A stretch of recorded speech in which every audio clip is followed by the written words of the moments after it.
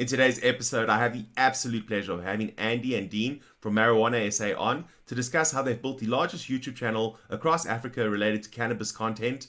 They're going to discuss how they went through the journey of getting 11,000 subscribers, nearly 1 million views across the channel, and this is even more impressive considering that the channel's not monetized and they've put their absolute heart and passion into building this and creating this library of content that is benefiting everyone across Africa. In addition, we're going to dig into some of the analytics, what they do in terms of supporting the channel, and an absolute love and passion for the industry and for YouTube. I hope you enjoyed this discussion. It was an absolute blast. Andy and Dean, it's awesome to have you guys on. I've been admiring your channel for a very long time. I know that during COVID, during all the lockdowns, one thing that prompted me as well to get active a little on YouTube and start disseminating information was just to see the passion you guys had on the channel, the frequency in which you communicated ideas. And often we see Americanized ideas about content in cannabis and about hemp. And then it was great to see the South African flavor. And I just got to give tribute to you guys because one question I have to start with is, you guys have put out an epic 378 videos over the course of nearly 3 years. It's really impressive. The level of effort you guys put in terms of hours of view time, because this is what I love about YouTube, is just how scalable an idea can be, how scalable a message can be. Like, in terms of that context, how many hours have people watched the channel in terms of, if you can maybe relay that? Yeah, so it's something I quite like looking at. I absolutely love the back end analytics of YouTube. It's probably, I love looking at data, and it's probably one of the big motivators for me. But our last 365 days has been quite epic on YouTube.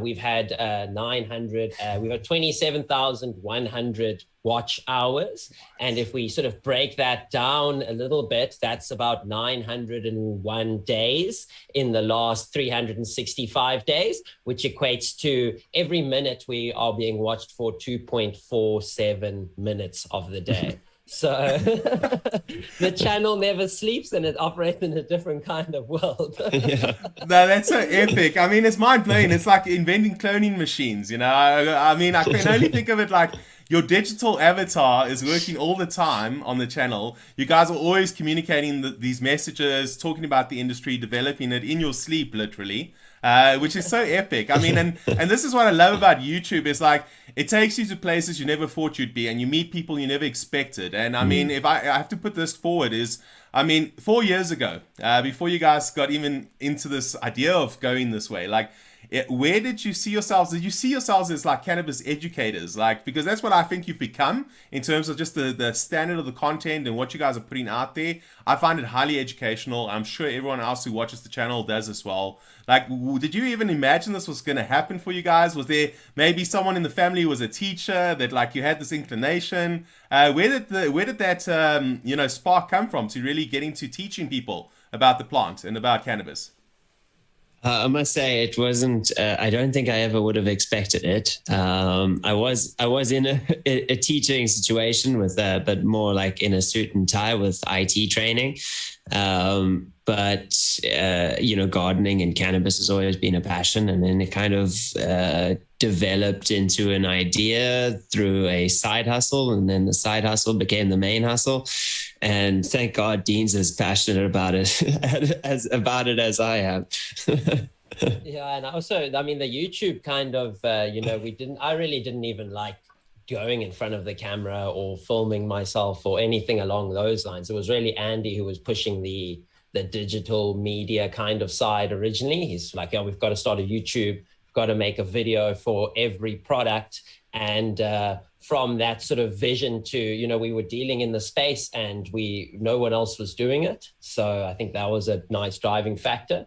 But I don't think originally going in, we saw ourselves as sort of educators. It was more, I think the vision originally was more just to have some kind of explanation. We're an online shop. If someone could look at something, then maybe it will help them buy it. But I think over time, that was 3.5 years ago. I think over time it's changed a lot as to, operating in the YouTube space, but also, what the amount of knowledge that we have and the things that we've learned, and, what the way we look at the YouTube channel as as a thing has changed over that time, I would say. Yeah, and the mentality. Yeah, for sure. I have to say something because I think people often get this wrong. I mean, you guys aren't even monetized on the channel, and for those who don't know, that's essentially there's no income that's being generated from YouTube. Like it's just pure passion, and I love that because I mean I can relate to this. I mean, one of the reasons I remember my first video was just like a little slide deck, you know. I wasn't even on the camera, and I was just talking because it's like you give presentations and you talk through it, and I didn't even know how to activate the webcam, to be honest. It was like just like, but I thought the content was important because you know you have these conversations over and over, and I think this is what you guys have tapped into really well. Is I saw it in a piece of your video a while back where it was like, you know, if you have the same conversation 4 times a day, you just say, well, let's make a video about it. Let's scale it. And then, like you said, you get to the point where for every minute you breathe in, there's like 2 minutes of payback in terms of time that you're contributing. And I mean, because you guys aren't monetized, I mean, where does the passion come from? Because the scale, like the amount of effort you guys put into the thumbnails, into the content pieces, the technology pieces, the level of the people you interview, the questions you plan for that. I mean, give me a bit of context on like, where does the passion tap into? Because it's an incredible level of passion. And I think it's definitely worth highlighting. Like, where does the drive come from? I don't know. And not to lie, we would love to be monetized. Both of us got pretty gutted. Last week we did apply. I think we were eligible. Yeah, we were eligible, Dean, like 2 years ago, right? Almost quite soon after we got off the ground with the channel. Yeah. I'd say about 2.5 years now, we were legible, and fear of losing the body of work stopped us from clicking the button. But we eventually did click the button, and we have been deemed officially unmonetizable. So that's an interesting one. But I think the passion has grown for me personally, has grown with the community, you know, seeing being able to, like you said, put in effort, you know, during the workday, and then it reap the rewards consistently, you know, and also to see the feedback over time and the improvements over time. I mean, anyone who's looked far into our channel would see that we didn't start off with anything professional. You know, it was was a learning journey and still is. But I think the body of work and the amount of sort of, you know, opportunity that it's brought to experience things is one of the big highlights for me, you know, to be able to have conversations or unbox and look at products which excite me already and I want to use anyway, and then to share that with a broader community of people, and then to see other people enjoying the same things. I think that kind of is a big driving factor. You know, we're able to put out information because we do have a grow shop, and you know, we have access to this equipment, and if someone can get the right thing and it works for them because they got the correct information in a South African setting, then that for me is a win on that piece of content.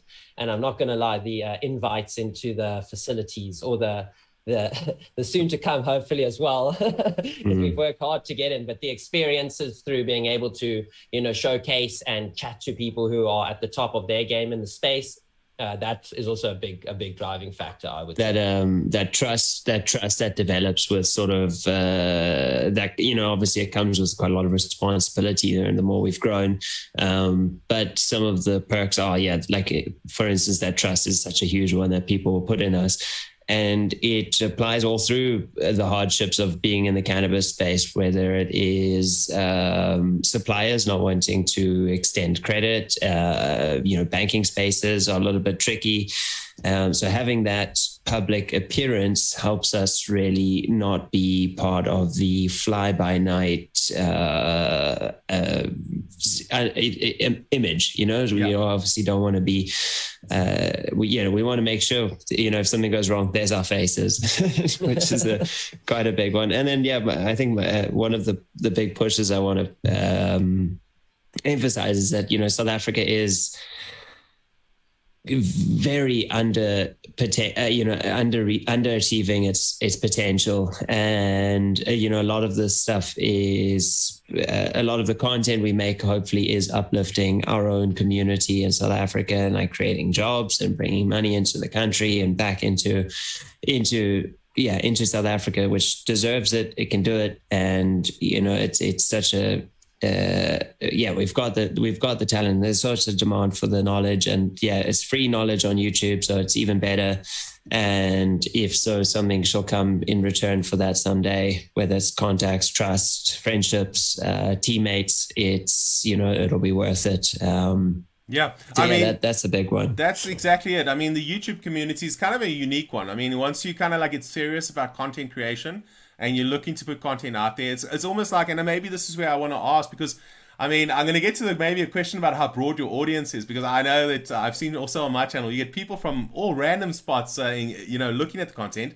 But maybe I want to just ask this question about, how do you play the balancing card between, content volume and quality? Because I know you talked about trust, and I feel this is often an area where everyone's got a full-time thing, busy, and it's one where making the time. And I mean, your content has become, I feel personally, just so much more on point. It's become so much on a specific sliver or niche of education that about this product, about these type of technologies, about speaking to this expert in the field. For you, I totally, I mean, I love the idea that you're talking about trust, because I think there's too many, if I look at Instagram maybe as a comparison, I mean, it's a great platform, but anyone can be an influencer. Whereas I think on YouTube, it's a little different, because people need to like the content, first engage with it, find it. So the thumbnails are important, find the content, click on it, enjoy it, and then transition into that trust relationship. Because I also don't just subscribe to any channel. I like to keep my subscription feed pretty healthy in terms of the content I want to see, So talk me through, and maybe anyone who's feeling like they've got something to contribute, what do you give it? What advice would you give to aspiring professionals, aspiring people in the space? How do they get content that relates to their expertise, but also builds trust and also creates awareness? Because I think part of what we're trying to do is build this awareness that it's just not what people think of cannabis, traditionally. There's a whole industry, there's medical benefits, and we're trying to, expand that in the context of not just South Africa, but the whole world. Because I'm sure there's people from all over that watch. Talk us through maybe some tips and tricks for the industry, or for someone who's looking at YouTube as maybe a way to express not just their brand, but maybe their knowledge base to a broader community.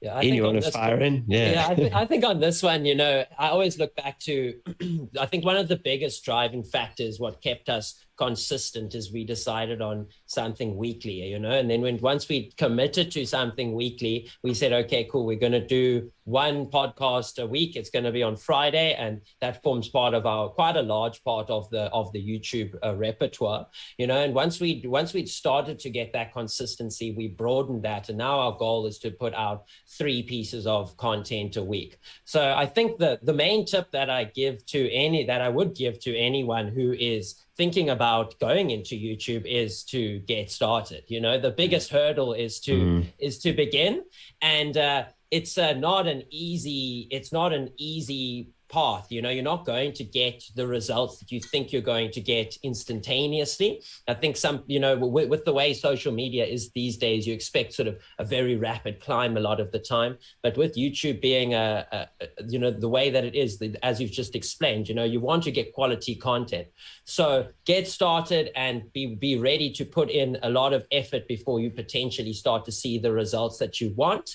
But in getting started and setting goals for yourself, and slowly, small goals. Don't set your first goal at 100,000 subscribers. Set it to 50. And then so once you hit 50, go, okay, cool. Now I'm going to do 250. Take everything slow and steady, and then eventually over time you'll start to improve. Your audience will start to grow, because the more you do something, the better you get at it. But it's I even actually saw a comment on one of our YouTube videos today saying, this is my dream too. And to that guy I would say the same thing. Get started, have a vision in mind when you go in, and then stick with it. Even if it molds over time. I mean, like I've already mentioned, our channel has molded a lot over time. And that's the sort of the main thing. And then then there's 2 other sort of factors, which I think we've already mentioned as well. And, this is a really big one. It takes a lot of effort from our side. Andy and I put in so much effort into, mostly Andy, because he's the thumbnail master, but having a good thumbnail is highly important, and a good title as well. You can have an incredible video, super, super high quality. But if it doesn't get anyone, if no one clicks on it, it's not really going to have been worth it. So those are sort of the top three things that I think I would say to someone who's interested in creating content. If you've specialized in something and you've got something you think you're interested in, there's probably multiple other people interested. And the cannabis space is so broad. There's so many different niches you could fit into in this space. Yeah, and I'm going to ask Andy for his opinion, but for anyone who doesn't know, a thumbnail is basically that picture you see when you're scrolling through your feed. And then if you're on your mobile device, you'll see a picture. And then if that's enticing, like you said, you can have the greatest video, but if it looks like something that, looks terrible, like the side of a wall, no one's going to click on it. So, I just wanted to elaborate. Andy, your perspective. Most of the same points. I mean, most importantly is just do it. Don't let anyone stop you. My first videos, I was horrendously embarrassed putting them up. It's like the most embarrassing thing you can imagine. Is just like you're completely making yourself so vulnerable to a snarky comment, or like this small snarky comment. Like I've had one in my days where it's just like I've not made a piece of content for a few weeks after that. Luckily the channel was big enough at that point where it doesn't murder you, but you really have to put it out there, and you really have to get over yourself and whatever may come your way, and just make another one. And I still remember people saying, never going to get 100 or never going to get 1,000 subscribers or this and that, and then eventually it does if you just keep putting it. So don't be shy. Don't let people stop you. Just do it, and then don't chase perfection, because it's not going to be perfect ever. We still sit and have hour-long meetings on how we can use different camera settings to make it look better, and like the amount of hours we've collaboratively put in, like our whole team, on just trying to make better content, is more than you could put in a business plan or a YouTube plan to get started. We've changed multiple different cameras, equipment, sound, software, computers. We've bought special computers. We've sold those because it didn't work. Webcams, different lights, everything. So it's just like we wouldn't know if you sit there and you go, but I have to do it like this guy says with this mic and this that. No, just do it. Do it what you've got. Your built-in camera on your phone is pretty good these days. You can do a lot. Zoom's got, like as we're doing now, it's free Zoom basically. It's if it's less than 40 minutes, you can do all of that and barely break the bank. And then last thing is the thumbnail. You can also get around it for free. We used Snapseed for a while. Canvas got some free trials that you can work around. Those basically do help a lot. So that's pretty much it. No, awesome, excellent. I mean, and that's to your point. I love that you bring up that point of vulnerability, because I think that's something that keeps people out there. Is like, and I think the biggest thing you're going to learn in YouTube, if you've never done it, just get people to view it. Like, you think there's going to be like this onlash and people are going to be like, this is this and I comment that, and then it's just like it's ignored. It's kind of like that initial period where it's like, okay, well, my mom's watched it and I've watched it. What now? It's kind of like that's the end of it. And then what you realize very quickly, like, okay, well, let me work on another one. And then you start that process of iterative improvement. And then you go back and you're actually your own harshest critic often, because you look at it, maybe besides sometimes your mom, you never know who's the harsher critic. But you look at it and you're like, actually, you know what? I can do so much more. And when you watch other channels, you're like, hey, wait, it's like, or you watch, I've seen this before with someone, and often, I see it with the scientific content. Something could be so good for cannabis, but it's just presented in such a dry manner in some other kind of like a pharmaceutical perspective. And you're like, come on, man. This could be so good if just rephrased or repositioned. And I like that idea of like, don't be your own stumbling block. Like, test it out. You're going to realize very quickly, like, to get the traction you want, it takes a reinvestment of time and perfection. Like, we're all aiming for a day that will never happen. We're just trying to give the best quality at the level of experience we have at the moment. And I think that speaks volumes in terms of, you guys have done 378 videos. That's insane. I love it. It's great content. I always look forward to the feed. So I enjoy it a lot. In terms of audience, like, I'm sure, because I know in YouTube, for anyone who doesn't know, you can see which geographical regions kind of like light up the most. I'm sure South Africa is probably your biggest geographical region. Where do you see some surprising areas of interest? If I can ask, how does the back end look in terms of like, because YouTube's so universal, and that's another thing that makes it so amazing. I really like the fact that there's sort of two seasons around the world. There's the northern and the southern hemisphere. So we actually see an interesting trend with relation to the data on the website. When we going into summer in South Africa, we'll see sort of popular content, popular summer content like how to grow outdoors or what nutrients to use outdoors. It will trend higher in South Africa. But when the northern hemisphere goes into its summer period, for example, all of a sudden that starts to trend harder. So we are seeing pretty consistent viewership between viewership numbers between South Africa and the United States, which I find highly interesting. Of our library of videos, even if you go back to the lifetime, which is sort of close to 4 years since the YouTube channel was founded, and about 3.5 years worth of content, we sit at a 33% South African and a 29% American viewership. So that's highly interesting. And then running under that, we have between 2 and 5% on Germany, which is quite cool. The United States, the UK, which is also quite cool. And then the list goes on, and it's actually just too much to memorize. After about the 10th one, I think we've been viewed in over 100 places. But South Africa still is our largest audience, and running neck and neck is the United States, which is quite cool because, a piece of content has 2 times to do well in the year instead of just 1 time. If it's a crazy piece of content. Yeah, I never thought of it like that. It's a really good point. I mean, because you guys are now over 11,000 subscribers. You're nearly 1 million views away. Like you're just there. Like I don't even want to imagine how many impressions your thumbnails get across the YouTube platform. I mean, it's staggering, I'm sure. Like, it's really impressive. I mean, and it's kind of, do you guys see yourselves changing your content slightly to accommodate a more international audience? Have you guys considered that, or is that still like, I mean, I think to some degree you have, because your content has become very like universal to me as well, in terms of I think anyone in the world could watch it and really find good value. Yeah, I know you've got you were meaning to ask some about the future of where we're going and whatnot. I mean, obviously we're a grow shop, but we've sort of come to a point where we're exploring a alternate system. We're going to sort of divide the grow shop and the seed sales into a different sort of brands, and hopefully we're hoping that without the seeds that we will be able to get access to a lot more sort of features, marketing tools, digital marketing, Facebook, Instagram, not worry about getting suspended.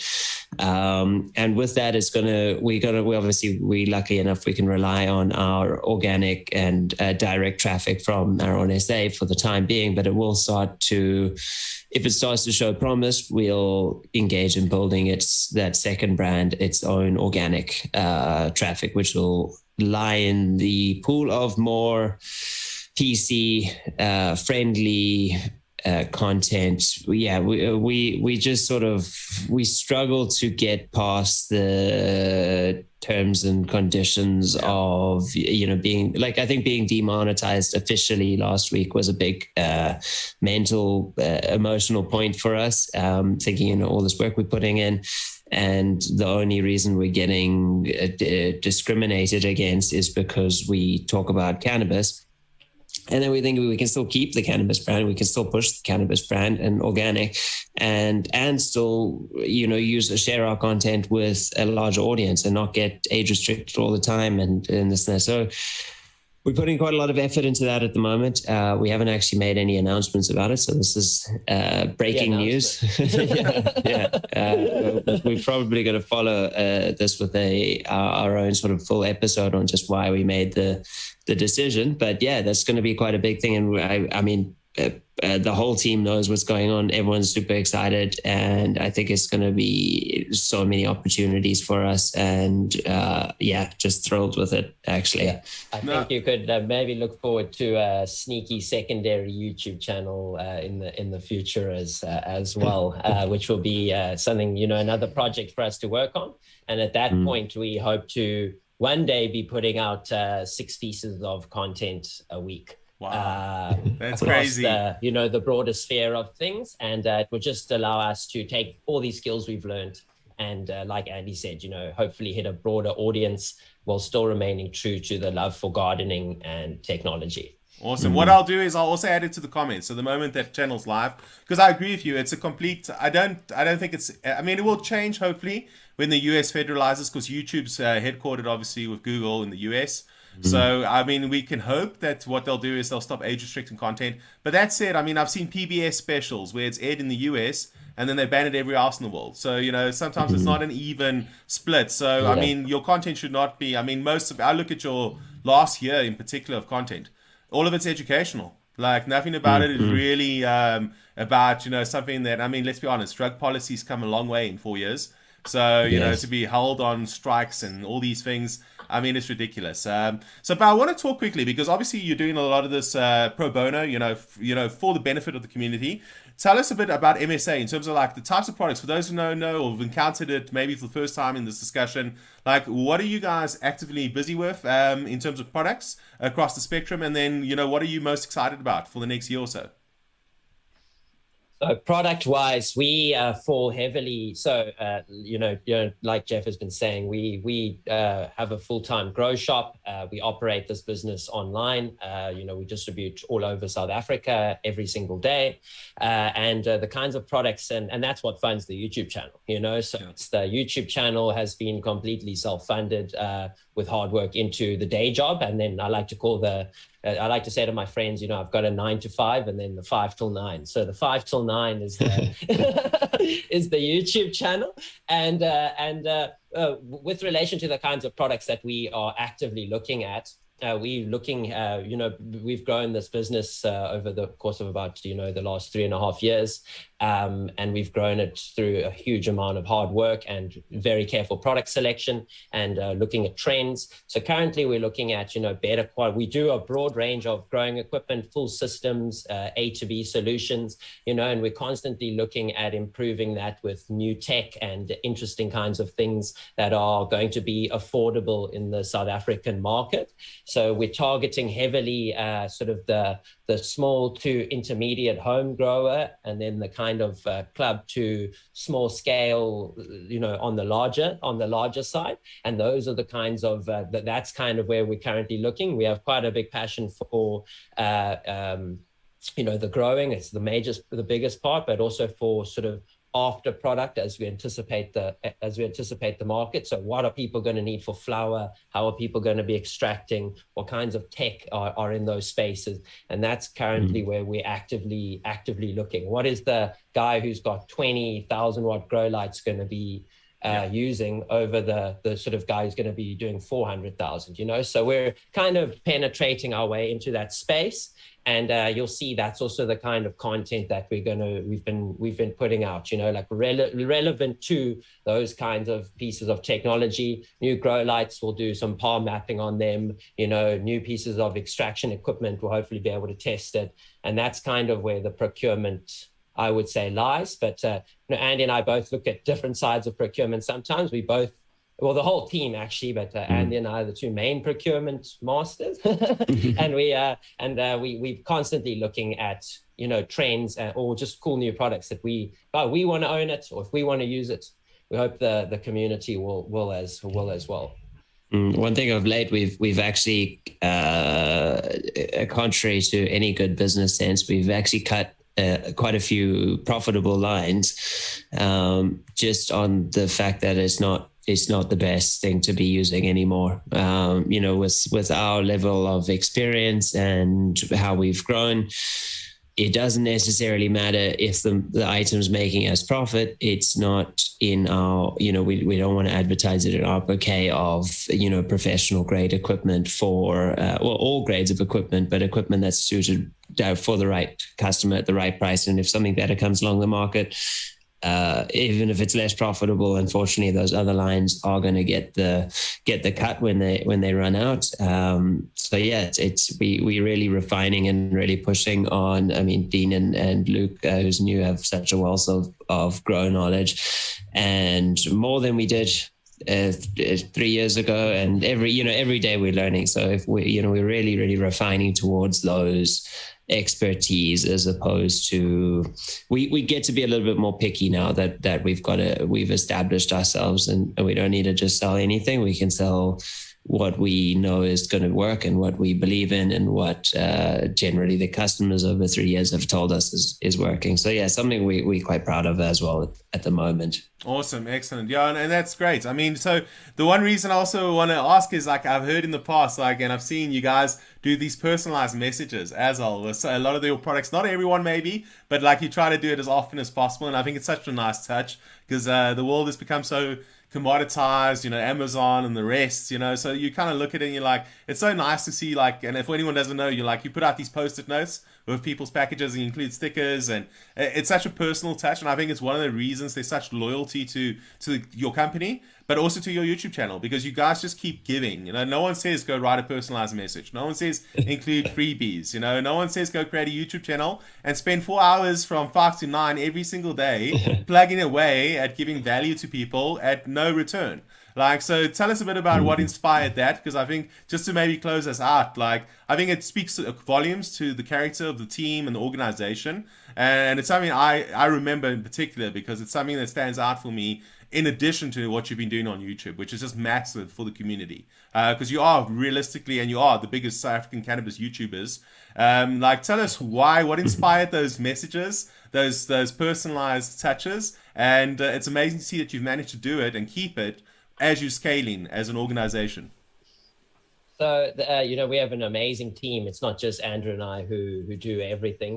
We have an amazing team behind us. And the idea came from Patrick, who used to work with us, and Sean, who is our warehouse manager and handles all of our distribution. So he's actually the mastermind behind all of the notes. And, we value heavily every single sale that we get, if it's small or large. Every sale is a sale and support for the brand. And we just want to try and showcase that as much as possible, be it eco packaging or everything along those lines. And the final step is the customer experience. And if we can relay that value across, that appreciation across, then it's a win for us. And Sean is always coming up with incredibly, it's not just a thank you, he's coming up with incredibly well thought out notes, and a lot of pride goes into it. And it's just that final thank you to the client at the end of the day, because we do appreciate heavily every single sale that we get, or every bit of support. And if someone can feel that on their end, then like I said, that's an incredible win for us. So that's kind of where the notes came from. And it's become, if it gets missed, it's probably because Sean didn't pack the parcel and one of us forgot. Yeah, sometimes we all have to jump in. Yeah, or it was too busy, but like 99% of the parcels receive a note, and that's just a last thank you to, hopefully with the sticker, to the community for the support on the website. We actually had we have these like long boardroom meetings with everyone, and we sit and we cut away at everything we're doing, and we just say, like, how can we make this faster? How can we make this faster? And the amount of money we've spent on like things like custom boxes that have just like that quick seal, just so that we can save 10 to 30 seconds of Sean's time per parcel, and quick seal this, and how do we cover sellotape this faster? It's like, it's really, really intense stuff. But the notes is just, that's not, it's not even up for debate on whether it would get cut. That's like probably a few things that we could cut if we needed to, but yeah, it's just not even on the cards. That and eco packaging, like Dean said, is expenses and time worth putting into the right place. Yeah, but the fact that the last thing you guys ever consider cutting is the personalized touches is why, it's amazing, why everyone should support the channel, support the shop, support Marijuana SA, because I think that speaks volumes. And I think that's really the customer-centric approach this is how organizations will build out of Silicon Valley, like putting the end user first. was really the objective that changed, the IBMs of the world to, Apple competing in the space and all the legacy stuff that's happened since then. So I just can say thank you guys. It's been completely epic for me. I've been admiring the channel for such a long time. I've enjoyed the content you put out. I've enjoyed being on the show as well. And it was, for me, just an opportunity. I wanted to reverse the angles here and get to... I think people want to know so much more about Andy and Dean and Marijuana SA. So it has been such a joy to actually speak about YouTube as well. Because I think it's such a powerful, free tool for education and for just sharing and building a community. And it was so vital during the lockdowns during COVID to actually have that community, and I'm so grateful that for the work you guys have put out there. So thank you guys, an absolute pleasure to have had you on today. It's been awesome. Cool. Now, if you enjoyed that interview as much as I did, be sure to head through to Marijuana SA's YouTube channel, subscribe. They've got amazing content there. I'll include a list in the description as well in the comments of the videos. And please support Annie and Dean in their incredible journey.